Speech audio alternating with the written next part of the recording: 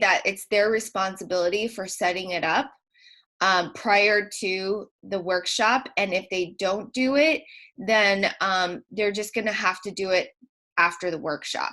A clear overview of what is to be expected for the oncoming weeks. And again, some of you signed up for like per week, per session, and that's fine. You could always pick it up later. And others have signed up for all 13 weeks. I highly recommend all 13 weeks just so you can have a continuity. And also you're going to get a discount for signing up. And really it's a commitment for you. It's you saying, I'm ready to tell my story and get really deep into who I am. Of your desires, design, and destiny through the Journal Artist Program. During the 13 weeks, you will be journaling 3 to 4 times a week and sharing pieces of your journal entries with an intimate group of kindred journal artists. Your journal artist mentor will take you through the 1, 2, 3 step process of journal artist journaling in honor of 1 Corinthians 13:12. For now we shall see a reflection as in a mirror. So you may activate the subconscious voice, the parts of you that have been suppressed, so you may begin the process of discerning the truth from the lies in your life. Okay, great. Any key words that stand out in the first 2 paragraphs? For me, particularly, I think that it's going to be really important to discern the truth from our life lies.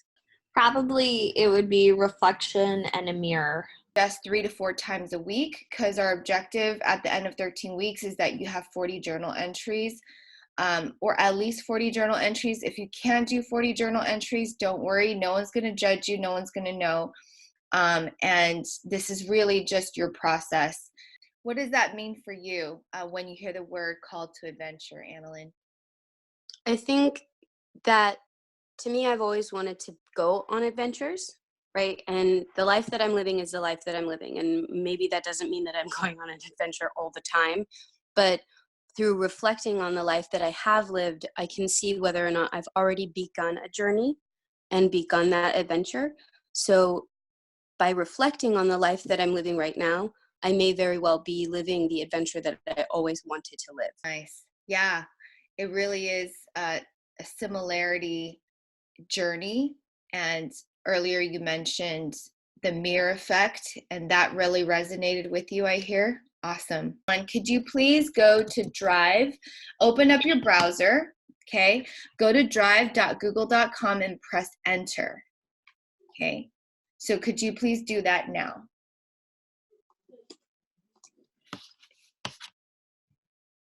And let me know when first. Okay, so just to give you a background, I've been journaling for the past 2 years, and I've accumulated several journal entries. And one of the biggest things I want you to take away from this is how to organize your journal entries from the beginning. So what I like you to do is I want you to create a folder. And if you have an idea of what your future book might be called, you can name that right now. If you don't, just put your name or diary or something, but do create a folder. And you could do that by clicking on new and then folder, okay? And then you have the option of naming it.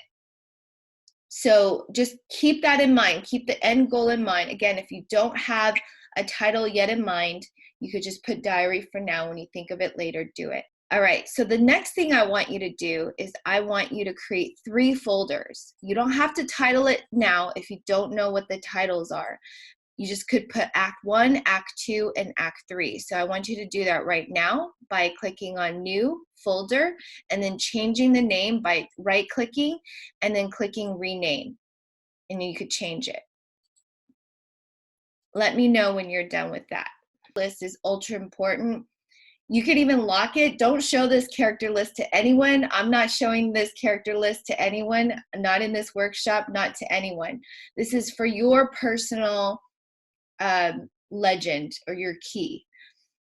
Just set it up and do that right now and let me know when you're done. Act 1, we're going to start with Act 1 today. You're going to be journaling in the first person. Act 2 is journaling in the second person, and third is journaling in the third person. Again, we're going to focus on Act 1 and Act 2. We're not requiring you to journal in the first from the beginning. If you feel like journaling in the second, go right ahead. I'm just going to go over the distinctions between the first and the second. When you're journaling about your past, anything from, well, just anything in your past, way in the past or what happened last week, I would suggest you journal in the first person. And if you're journaling about something that happened recently, starting with the program today, I encourage you to journal in the second. And later, we're going to help you arc each point of view into the third after your 40 journal entries. Any questions about that? Okay, great. So could I get a volunteer to share their journal entry to the group? This is a journal entry that you feel safe in sharing. Again, this is fiction based on a true story. Make sure you have changed all the names. Assumption already that I've given you the directions prior to sharing, that has to be all made up, fictional characters and events, so we protect the anonymity of our people in our personal lives. Okay. Bring your journal entry to begin with and send the links at the beginning, and then we can just go, whomever sends the first link, we go in chronological order, just write down the list. And also in the email, I'll make sure to tell them to save it on a Google Doc, so that when they're ready in the classroom to share, all they got to do is link it. Kind of gauge how many people are in your workshop and give them, let's say, a 5-minute time limit. Anything, anywhere. They can even skip around if they want, but they have 5 minutes, and then we'll have a timer or something. As the mentor, I would make sure that all our students have this ready. So yeah, just get their editing tools ready. Just click edit, suggesting, and make sure you click on this one that says highlight color and not highlight text color. So it's this one. And pick your favorite color. I recommend anything pastelish, so it's not too jarring for the reader, but it's just a nice little warm, like, hey. Bile pricks at the back of my teeth. Since I made the bed, I've slept on the couch. I don't know why. While you're in my sheets, I count down the minutes until you leave, but when you're gone, everything feels so wrong. I don't even care where you've run off to this time. I'm more lonely when you're here. A tiny red link blinks in the darkness of the living room. I keep the blinds closed because the neighbors could reach through if they really wanted to. The other blinds are next to our building's patio. The last time I left those open, I woke up to a drunk man staring at me through the shades. I should be asleep. I should be in my bed. I have a midterm tomorrow. Even when you're gone, you keep me up all night. Like, kind of gauge how many people are in your workshop and give them, let's say, a 5-minute time limit. Anything, anywhere. They can even skip around if they want, but they have 5 minutes, and then we'll have a timer or something. That's easy, because then, everybody will have their turn and you don't have to worry. And I think that, if we've got everybody set right from the get-go, that should also help with the timing as well, because then you can just go, all you're doing is toggling between your video chats and your chat to click on that link. Ready, Annalyn? Okay. Last day. Rolled over on my side, I feel the pressure of your body in my sheets. I stare at the wall. I memorize the photograph I put there. Who is that girl? Where is the me that took that photo? My eyes dart in your direction. When I hear you inhale, I feel the heat of tears trying to descend upon my lashes. This is not the time for the excavation of my cheeks. I cannot risk waking you with my feelings. Gingerly, I get out of bed. I walk down the short hall and into the bathroom.